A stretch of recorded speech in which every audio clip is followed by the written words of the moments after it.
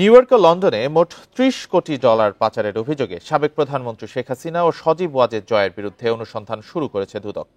যুক্তরাষ্ট্রের এফবিআই এর প্রতিবেদনের ভিত্তিতে এই অনুসন্ধান চলছে বলে জানিয়েছে সংস্থাটি। সকালে দুর্নীতি দমন কমিশন থেকে এ তথ্য জানা গেছে।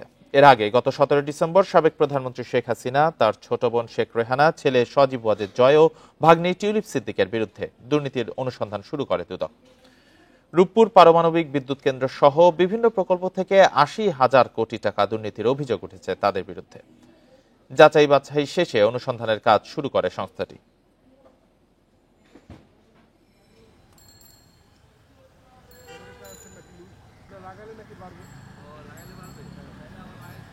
শেখ হাসিনার বিরুদ্ধে গণহত্যা ও মানবতা বিরোধী অপরাধের মামলার তদন্ত 3 মাসের মধ্যে শেষ করার লক্ষ্য। এ তথ্য দিয়েছেন আন্তর্জাতিক অপরাধ ট্রাইব্যুনালের চিফ প্রসিকিউটর তাজুল ইসলাম। দুপুরে ট্রাইব্যুনাল চত্বরে সংবাদ সম্মেলনে এই কথা বলেন তিনি। এ সময় শেখ হাসিনার বিরুদ্ধে ইন্টারপোলের রেড নোটিশ জারির বিষয়ে প্রসিকিউশনের কাছে কোনো তথ্য নেই বলে জানান তাজুল ইসলাম। তিনি জানান, এই বিষয়ে তার কাছে কোনো তথ্য নেই, এটি জানাবে স্বরাষ্ট্র মন্ত্রণালয় বা পুলিশ হেডকোয়ার্টার। এ সময় চিফ প্রসিকিউটর বলেন, গত 13 নভেম্বর পুলিশ সদর দপ্তরের সংশ্লিষ্ট শাখায় ইন্টারপোলের মাধ্যমে শেখ হাসিনার বিরুদ্ধে নোটিশ জারি করতে আবেদন করেছে ট্রাইব্যুনাল।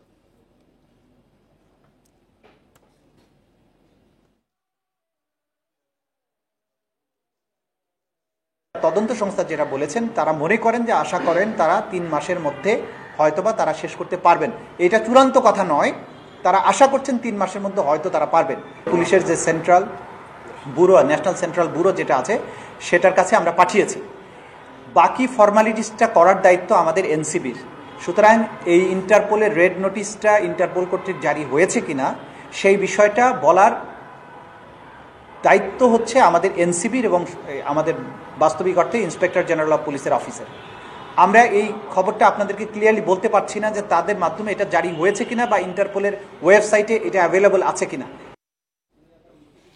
এ বিষয়ে আলোচনা করতে রাজধানীর মোহাম্মদপুর থেকে আমাদের সঙ্গে যোগ দিয়েছেন দুর্নীতি দমন কমিশনের সাবেক মহাপরিচালক মইদুল ইসলাম। মইদুল ইসলাম, আপনাকে স্বাগত জানাচ্ছি ইন্ডিপেন্ডেন্ট টেলিভিশনের সংবাদ দুপুরে।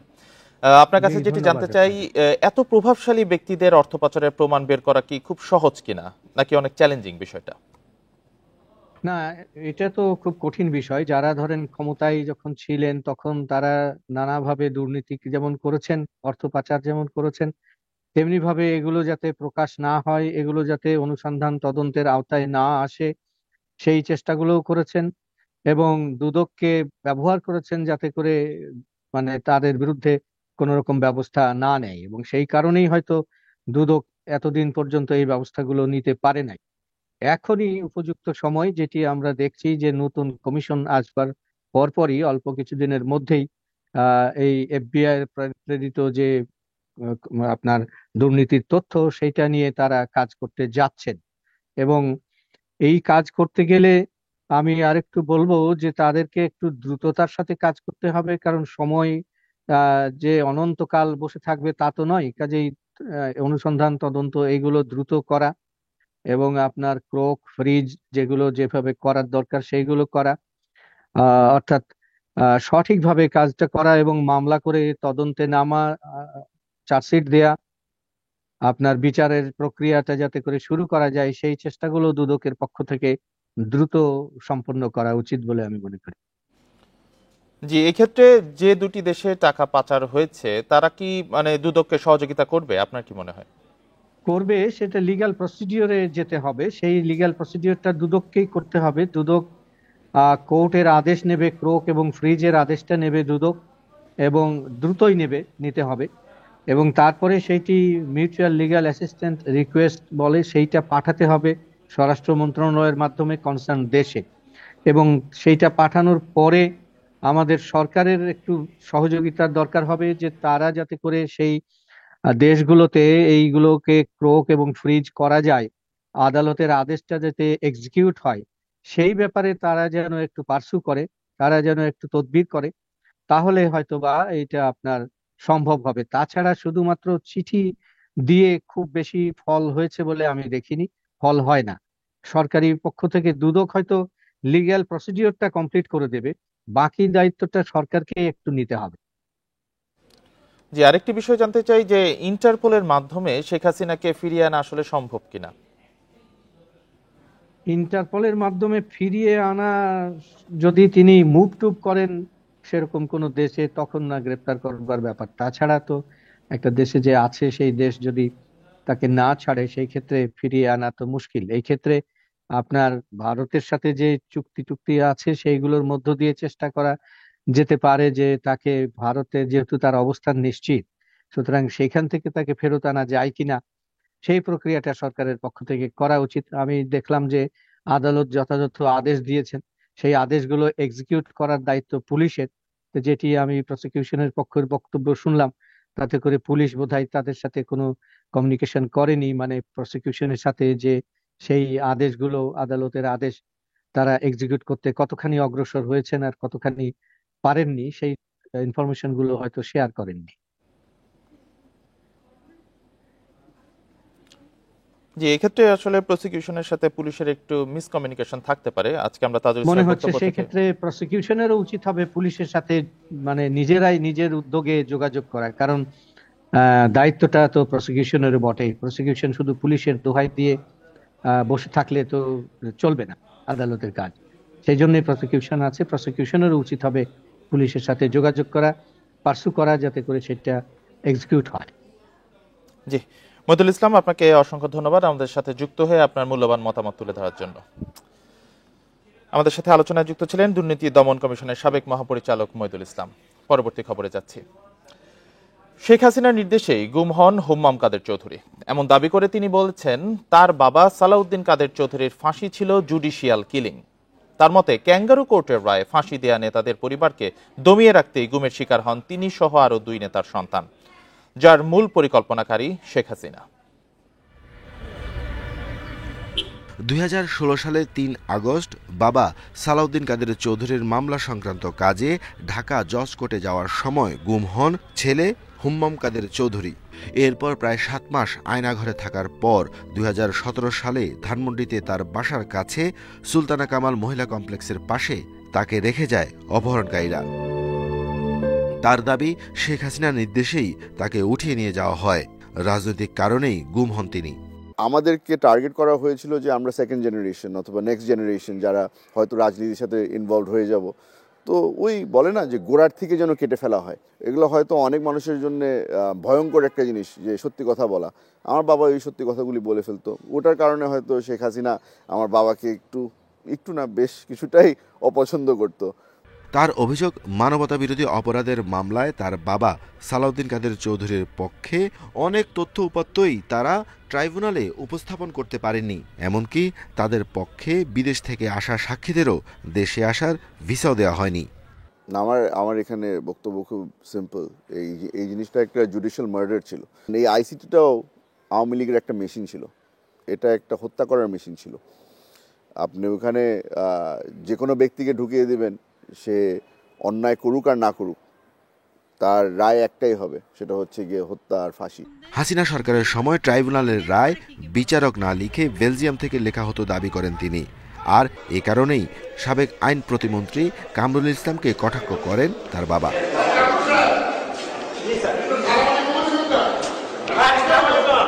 উনি যাদেরকে সম্মান দেওয়ার মনে করতো তাদেরকে সম্মান দিত, আর যাদেরকে মনে করতো সম্মান দেওয়ার কোনো প্রয়োজন নেই তাদেরকে কোনো সময় সম্মান দিত না। যারা ওখানে এই আইসিটিকে ব্যবহার করেছিল তারাই এখন সেখানে আসামি হয়ে দাঁড়িয়েছে। জুলাই অভ্যুত্থানের পর পরিবর্তিত বাংলাদেশে প্রকৃত গণতন্ত্রের চর্চায় অবদান রাখতে চান বিএনপির জাতীয় নির্বাহী কমিটির এই নেতা। করতে পারতাম যে হ্যাঁ, এই সেলটার মধ্যেই আমাকে রেখেছিল। Arafatur Rahman, independent news, Dhaka. আমাকে টর্চার করা হয়েছে। আওয়ামী লীগের রাজনীতি নিষিদ্ধ, জুলাই আন্দোলনে জড়িতদের নিরাপত্তা নিশ্চিতকরণ এবং গণহত্যায় জড়িতদের গ্রেপ্তারের দাবিতে প্রধান উপদেষ্টার বাসভবনের সামনে অবস্থান ও গণ অনশন কর্মসূচি পালন করছে ইনকিলাব মঞ্চ। এর আগে বেলা 12:30টার দিকে শাহবাগ থেকে ইনকিলাব মঞ্চের মিছিল শুরু হয়। ইনকিলাব মঞ্চের নেতারা জানান, ছাত্র আন্দোলনে 5 শিক্ষার্থীকে হত্যায় জড়িতদের 48 ঘন্টার মধ্যে গ্রেপ্তার করতে হবে। তাদের দাবি না মানা পর্যন্ত প্রধান উপদেষ্টার বাসভবন যমুনার সামনে গণ অনশন কর্মসূচি অব্যাহত থাকবে। এর আগে গত 19শে ডিসেম্বর জুলাই আগস্টের গণ আন্দোলনে সক্রিয় 5 শিক্ষার্থীকে হত্যার অভিযোগ তুলে খুনিদের গ্রেপ্তারের দাবি জানায় ইনকিলাব মঞ্চ। সে সময় তারা রাষ্ট্রীয় অতিথি ভবন যমুনার সামনে অনশনে বসার কর্মসূচি ঘোষণা দিয়েছিলেন।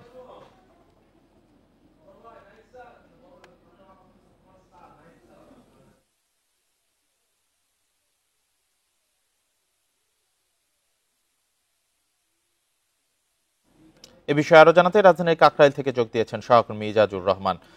ইজাজ, আন্দোলনকারীরা কি সরকারের কোনো দায়িত্বপূর্ণ ব্যক্তির সঙ্গে দেখা করার চেষ্টা করছে কিনা?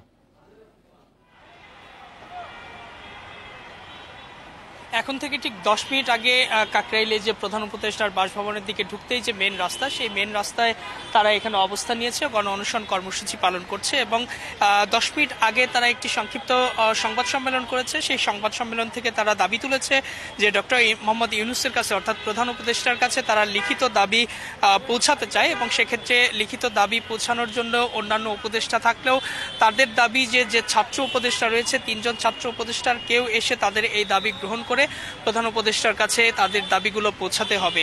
যদি সেটা না হয় অথবা ভিন্ন কোনো পন্থা রয়েছে, সেক্ষেত্রে তারা প্রধান উপদেষ্টার কাছে সরাসরি দেখা করার সুযোগ চেয়েছেন।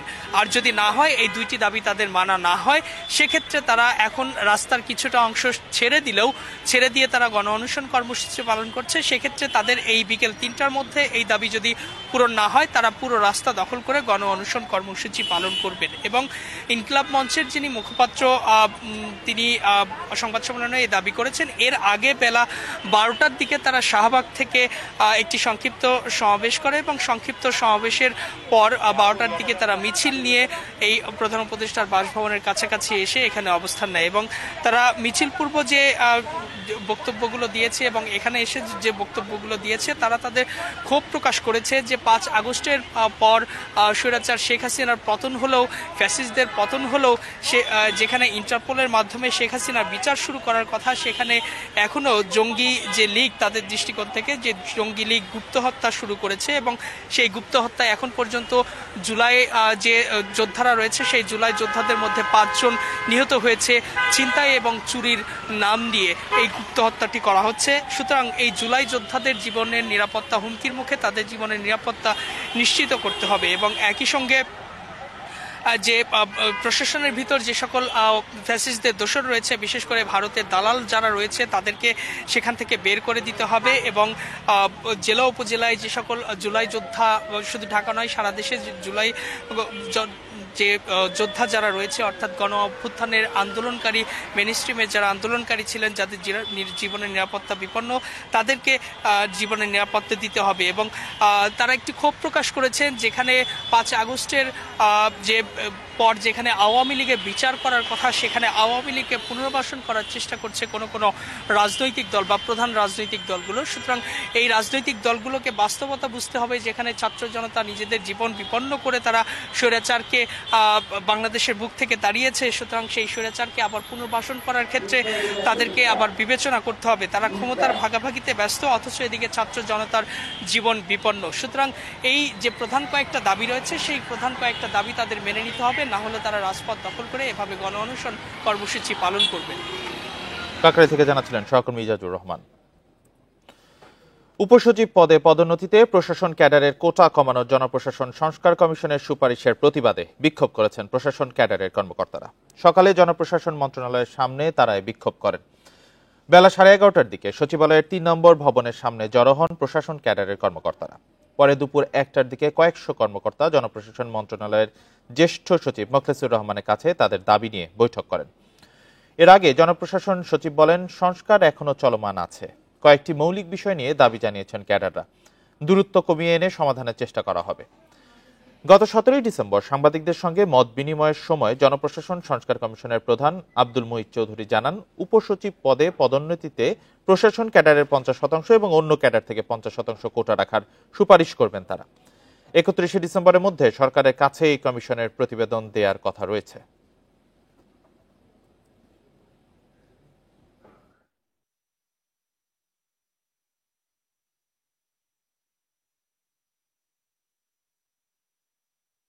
যেই কথাগুলো বলা হচ্ছে, অথবা এগুলো তো এখনো শেপই নেয় নাই, শেপ নেবে। সেই শেপ নেওয়ার আগে আমরা ওনাদের সাথে ক্লোজ ডোর বসে আমরা আলোচনা করবো। That is final. আদার্স ক্যাডারদের সাথে আমাদের অনেক আগে বসা হয়েছে। এ বিষয়ে আরো জানাতে সচিবালয় থেকে যোগ দিয়েছেন সহকর্মী হাসিব মাহমুদ শাহ। হাসিব, কি কারণে এই আন্দোলন, কাদের বিরুদ্ধে এই আন্দোলন?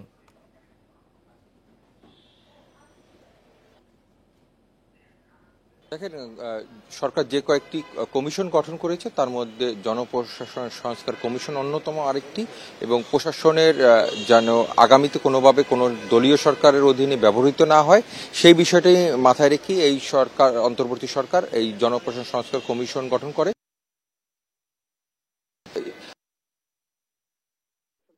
কথা বলে বিভিন্ন করা যায় সেই বিষয়ে গত সপ্তাহে মঙ্গলবার দিন জনপ্রশাসন সংস্কার প্রধান মহিত চৌধুরী উনি গণমাধ্যমের সাথে কথা বলেছেন। সেখানে উনি জানিয়েছেন যে আগামীতে উপসচিব পদের পদোন্নতিতে 50% থাকবে প্রশাসন ক্যাডারের, বাকি 50% আসবে অন্যান্য ক্যাডার থেকে, এবং এটি হবে পরীক্ষার মাধ্যমে।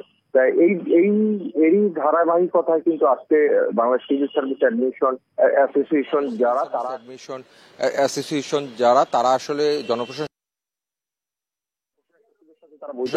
তারা দাবি জানিয়েছেন যে এই যে পরীক্ষা পদ্ধতি সেটি তারা বাতিলের দাবি জানিয়েছেন। একই সাথে এর আগে যেহেতু 75% রয়েছে, যেটি প্রমোশনের ক্ষেত্রে অন্যান্য ক্যাডার থেকে 25% এবং অ্যাডমিন ক্যাডার থেকে 75%, সেটি তারা বহাল রাখার দাবি জানিয়েছেন। এবং এটি নিয়ে আজকে সকাল থেকে তারা কিন্তু জনপ্রশাসনের এই দপ্তরে এক হন, এবং তার পরবর্তীতে সচিব জানিয়েছেন যেহেতু এখনো একটি সময় রয়েছে, 31 ডিসেম্বরের পর্যন্ত সময় রয়েছে এই কমিশনের কাছে সবার মতামত তুলে ধরার, সেক্ষেত্রে কোনো বক্তব্যই আসলে মানে ফাইনাল বক্তব্য বলে ধরে নেওয়া যাবে না। সেক্ষেত্রে এই সপ্তাহের মধ্যেই বাংলাদেশ সিভিল সার্ভিস অ্যাডমিনিস্ট্রেশন এর সাথে বসে তাদের যে দাবি দেওয়া আছে সেগুলা শোনা হবে এবং তাদের সেই পরামর্শগুলো আমলে নেওয়া হবে বলে উনি জানিয়েছেন। এবং দাবি করেছেন অতীতে 22টি কমিশন হয়েছে, তার থেকে সবচেয়ে বড় কার্যকরী কমিশন হলো বর্তমান যেটি চলমান রয়েছে সেই কমিশন। তো সেই কমিশন এমন কিছু করবে না যাতে প্রশাসনে আরো অস্থিরতা তৈরি হয়। তারা সবার কথা শুনে সবাই পরামর্শ নিয়ে আসলে একটি সুপারিশমালা প্রধান উপদেষ্টা বরাবর দিবেন এবং সবাই তাতে উপকৃত হবে, প্রশাসন আগামীতে ভালো চলবে বলে এটি হলো ওনার দাবি। আর একই সাথে আমরা সিভিল সার্ভিস অ্যাডমিনিস্ট্রেশনের যারা প্রতিনিধি আছেন তাদের সাথে কথা বলেছি, তারা বলছে আসলে তাদের এটি কোনো আন্দোলন না, আর তারা আসলে জনপ্রশাসনের সাথে কথা বলতে এসেছেন এবং তারা তাদের মতামত তুলে ধরেছেন। তারা বলতে চাচ্ছেন একটি আলোচনার মাধ্যমে সুষ্ঠু সমাধান হবে বলে তারা আশা প্রকাশ করছেন। সচিবালয় থেকে জানাচ্ছিলেন সহকর্মী হাসিফ মাহমুদ শাহ। সরকারের অনুমোদন ছাড়াই হংকংয়ে কোম্পানি খুলেছেন আওয়ামী লীগ সরকারের সাবেক সংসদ সদস্য বিকন গ্রুপের ব্যবস্থাপনা পরিচালক এবাদুল করিম।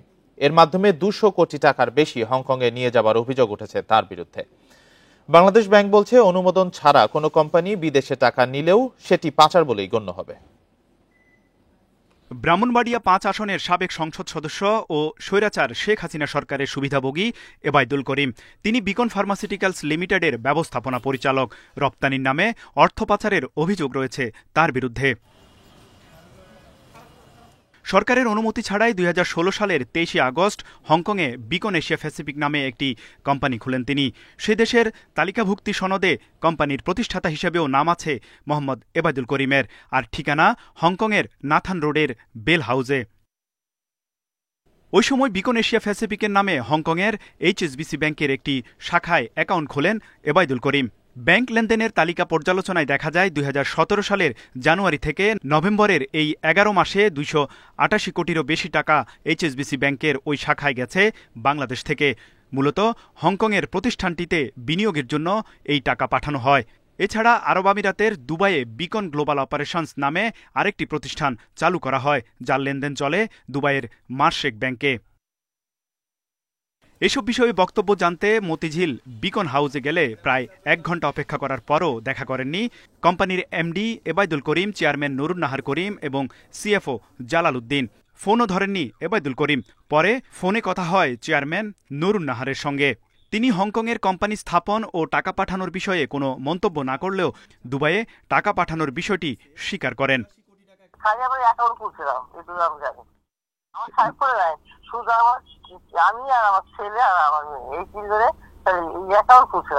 এ বিষয়ে বাংলাদেশ ব্যাংক জানায়, বিদেশে কোম্পানি খোলার ক্ষেত্রে গভর্নরের নেতৃত্বে 15 সদস্যের বাছাই কমিটির অনুমতি নিতে হয়, অন্যথায় সেটা অর্থ পাচার বলে গণ্য হবে। নীতিমালার আওতায় অনুমোদনহীনভাবে কেউ যদি টাকা বিদেশে নিয়ে ব্যবসা বিনিয়োগ করে তাহলে তো অবশ্যই সেটা হচ্ছে মানি লন্ডারিং পর্যায়ে পড়ে।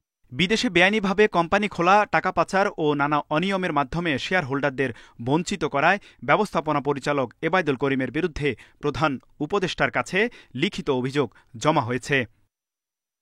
তৌহিদ রানা, ইন্ডিপেন্ডেন্ট নিউজ, ঢাকা।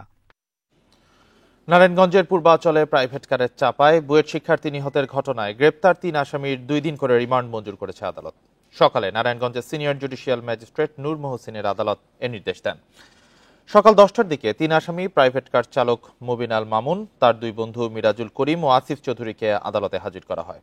তাদের জিজ্ঞাসাবাদের জন্য 5 দিন করে রিমান্ডের আবেদন করে পুলিশ। শুনানি শেষে প্রত্যেকের 2 দিন করে রিমান্ড মঞ্জুর করা হয়। এদিকে ন্যায় বিচারের দাবিতে সকাল থেকে জেলা আদালত প্রাঙ্গণে অবস্থান নেন নিহত মুহতাসিম মাসুদের সহপাঠীরা।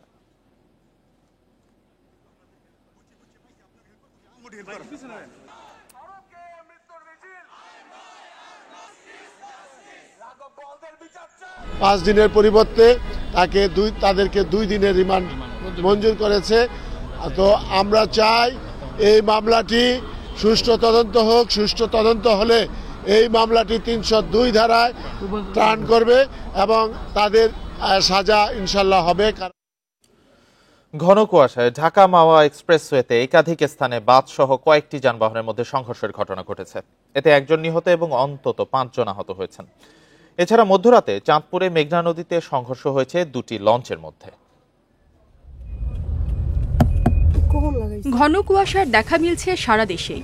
বৃষ্টিসীমা কমে আসায় দিনের বেলায়ও সড়কে হেডলাইট জ্বালিয়ে ধীর গতিতে চলছে যানবাহন।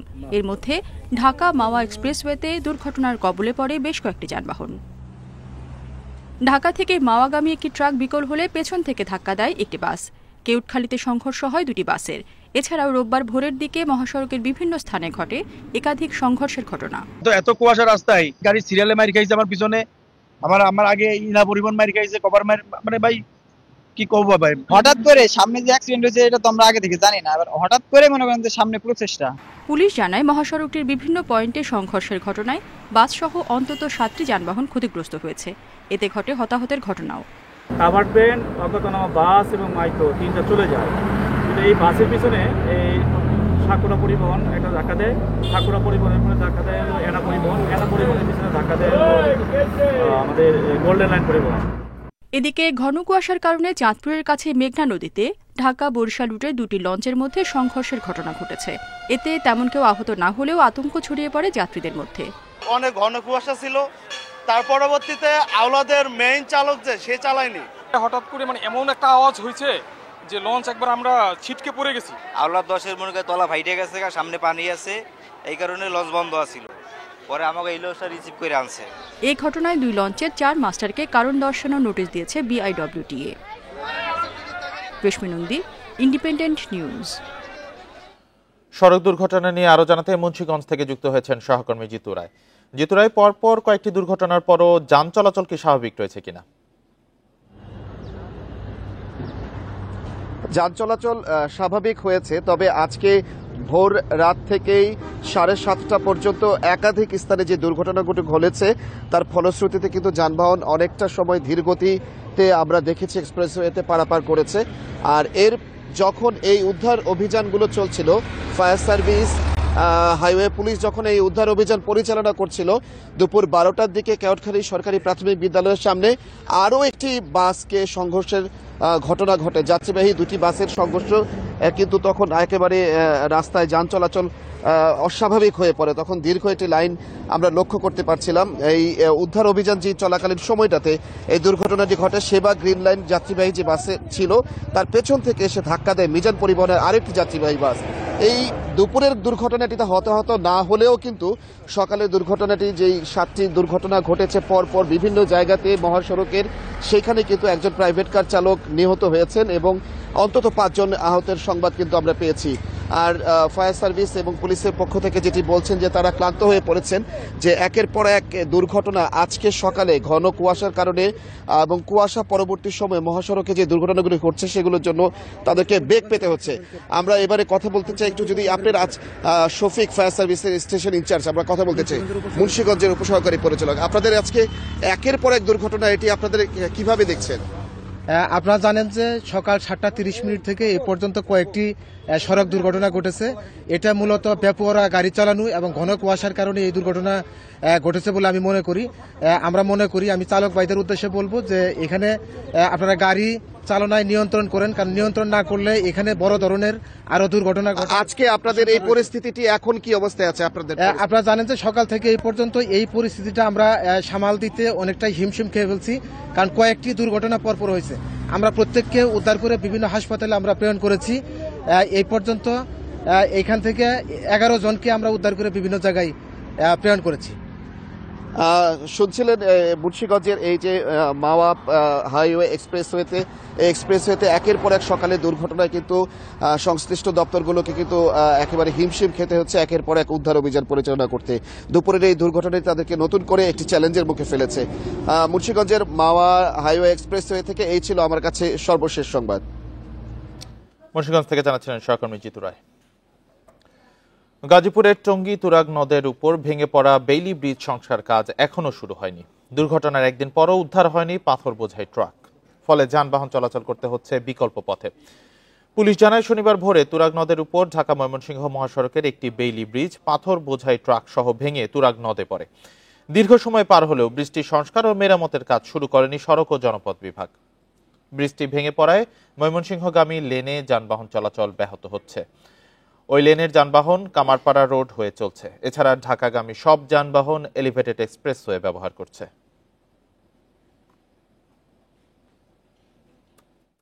একটা ব্রিজ ভেঙে চলে পড়ে গেছে গা, দেখেন আরেক সাইড দিয়ে মানুষ কিভাবে যায়, দেখেন কত হাজার হাজার লোক আছে এই জায়গায়, অনেক সমস্যা হচ্ছে। আমরা তো মনে করেন রুট দিয়ে গাড়ি চালাইতে পারতাম আগে, এখন রুট দিয়ে গাড়ি চালাতে পারি না, ব্রিজ ভেঙে যাওয়াতে গাড়ি ঘুরাই দিতে হয়। এর জন্য লোকজন টাইম মতো অফিসে যাইতে পারতেছে না, লেট হয়ে যেতেছে। তাই ব্রিজটাকে দ্রুতভাবে সংস্কার করা দরকার। শিক্ষিত বেকারের সংখ্যা আশঙ্কাজনক হারে বেড়েছে বলে জানান শিক্ষা উপদেষ্টা ওয়াহিদ উদ্দিন মাহমুদ। এ সময় উচ্চশিক্ষায় পাবলিক বিশ্ববিদ্যালয়ের অধঃপতনে হতাশা প্রকাশ করেন তিনি। সকালে রাজধানীতে এক সেমিনারে এসব কথা বলেন উপদেষ্টা। তিনি আরো বলেন, উচ্চশিক্ষায় সমস্যা আছে, এ নিয়ে কোনো সন্দেহ নেই। বিশ্ববিদ্যালয়গুলোতে শিক্ষকদের দলীয় লেজুর বৃত্তি বেড়েছে বলেও মন্তব্য করেন তিনি।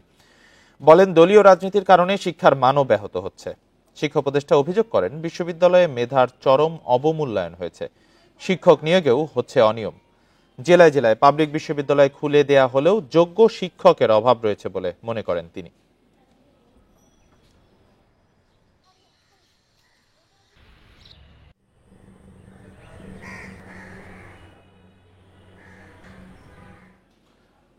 টঙ্গীর ইজতেমা ময়দানে 17 ডিসেম্বর রাতের হামলা ও হত্যার তদন্ত ও জড়িতদের শাস্তি চান ঢাকা বিশ্ববিদ্যালয়ের শিক্ষার্থীরা।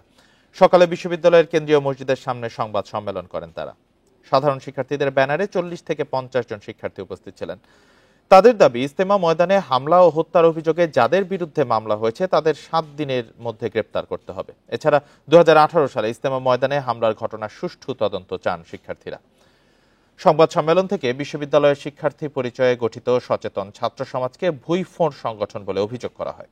অবিলম্বে তাদের জবাবদিহির আওতায় আনারও দাবি জানান শিক্ষার্থীরা।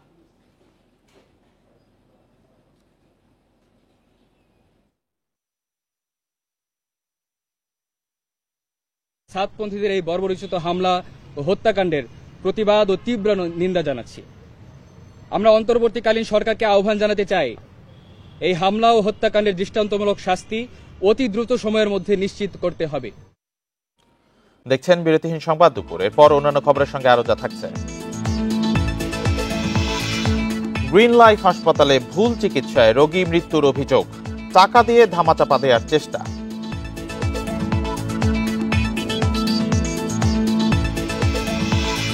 নাটোরের মন্দিরে সেবায়েত হত্যায় অজ্ঞাতদের বিরুদ্ধে মামলা, একদিন পরও গ্রেপ্তার হয়নি কেউ।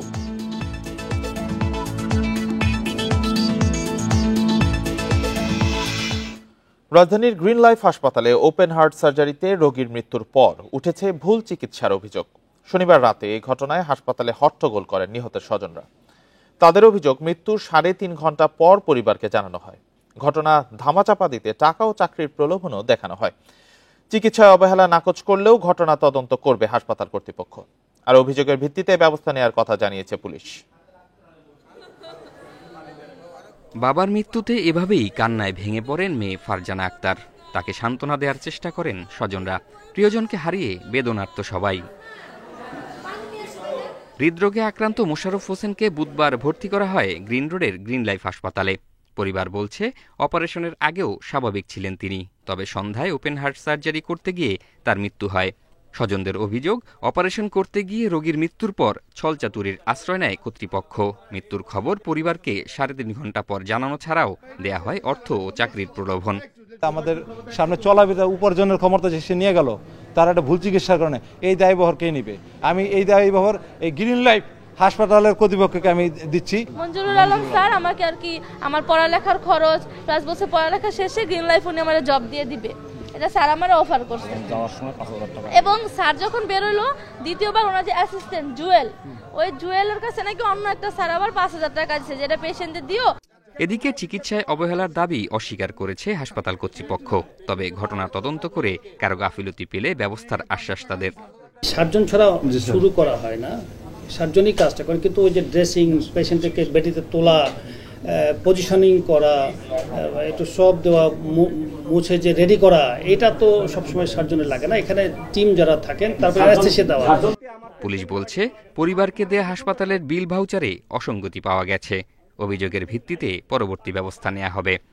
একটা বিষয় যেটা আমি মেনলি দেখলাম, সেটা ওনাদের ম্যানেজমেন্টে একটা সমস্যা আছে, সেটা হলো আপনার ওই টাকা দেওয়ার পরে যে একটা পাকা রিসিপ্ট দেওয়ার কথা, সেটা ওনারা না দিয়ে হাতে লেখা একটা রিসিপ্ট দিচ্ছে। ওনারা যদি আমাদের এখানে আসে, যদি কোনো কমপ্লেন করে, আমরা সেইভাবে। রোগীর মৃত্যুর খবরে চিকিৎসক ও কর্তৃপক্ষের বিরুদ্ধে শাস্তির দাবি করে রাতে হাসপাতালে হট্টগোল করেন ক্ষুব্ধ স্বজনরা। ঘটনাস্থলে আসে পুলিশ, পরে রাত 3টার দিকে মরদেহ নিয়ে যায় পরিবার। জাহিদুল ইসলাম, ইন্ডিপেন্ডেন্ট নিউজ, ঢাকা। নাটোরে মহাশ্মশানে সেবায়েত তরুণ দাস হত্যার ঘটনায় অজ্ঞাতদের আসামি করে মামলা দায়ের করা হয়েছে। শনিবার রাতে নিহতের ছেলে তপু কুমার দাস বাদী হয়ে সদর থানায় মামলাটি দায়ের করেন। এদিকে ঘটনার একদিন পরেও পুলিশ কাউকে গ্রেপ্তার করতে পারেনি। পুলিশ জানিয়েছে, তথ্য প্রযুক্তি ব্যবহার করে রহস্য উদ্ঘাটন এবং ঘটনার সাথে জড়িতদের গ্রেপ্তারে কাজ করছে। শুক্রবার রাতে কাশিমপুর কেন্দ্রীয় মহাশ্মশান মন্দিরে ডাকাতের হামলায় সেবায়েত তরুণ দাস নিহত হন। এ সময় মন্দিরের দান বাক্স কয়েকটি ঘরের জিনিসপত্র লুট করে ডাকাতরা।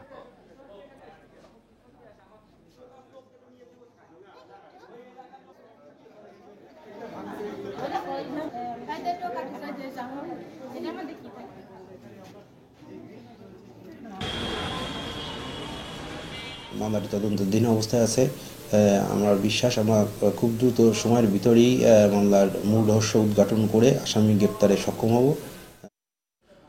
জুলাইয়ে ছাত্র জনতার আন্দোলন ঠেকাতে হামলা চালানো, ছাত্রীদের দলীয় স্লোগান দিতে বাধ্য করা সহ নানা অভিযোগে রাজশাহী বিশ্ববিদ্যালয়ের 6 শিক্ষার্থীকে স্থায়ী বহিষ্কার করেছে কর্তৃপক্ষ। এছাড়া আরো 27 জনকে বিভিন্ন মেয়াদে শাস্তির আওতায় আনা হয়েছে। বিশ্ববিদ্যালয়ের শৃঙ্খলা উপকমিটির সুপারিশের প্রেক্ষিতে বিশ্ববিদ্যালয়ের 535তম সিন্ডিকেট সভায় সিদ্ধান্ত নেওয়া হয়। রাতে বিশ্ববিদ্যালয়ের জনসংযোগ দপ্তর থেকে পাঠানো এক প্রেস বিজ্ঞপ্তিতে জানানো হয়, অপরাধের ধরন ও মাত্রা ভেদে 6 জনকে স্থায়ী বহিষ্কার ও সনদ বাতিল, 5 জনকে 2 বছরের জন্য, 4 জনকে 1 বছরের জন্য ও 3 জনকে 1 সেমিস্টারের জন্য বহিষ্কার করা হয়। বাকিদের হলের সিট বাতিল ও অর্থদণ্ড দেওয়া হয়েছে। অপরাধের মধ্যে বৈষম্য বিরোধী ছাত্র আন্দোলন ঠেকাতে সরাসরি হামলা, ইন্ধনমূলক কর্মকাণ্ডে জড়িত থাকা, হলে সিট বাণিজ্য, র্যাগিং এবং গণরুমের ছাত্রীদেরকে জোরপূর্বক স্লোগান দিতে বাধ্য করা উল্লেখযোগ্য।